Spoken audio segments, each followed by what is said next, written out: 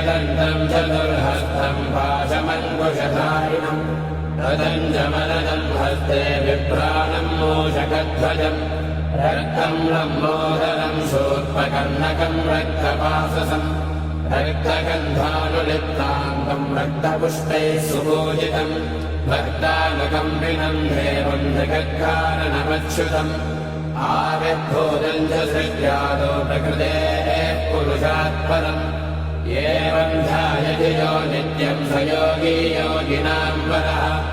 नमो व्रातपतये नमो गणपतये नमः प्रमथपतये नमस्ते अस्तु लम्बोदराय एकदन्ताय विघ्नविनाशिने शिवसुताय श्रीवरदमूर्तये नमो नमः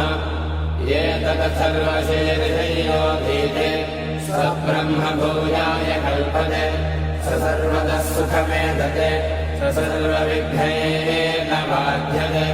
स पञ्चमहापापात् प्रमुच्यते।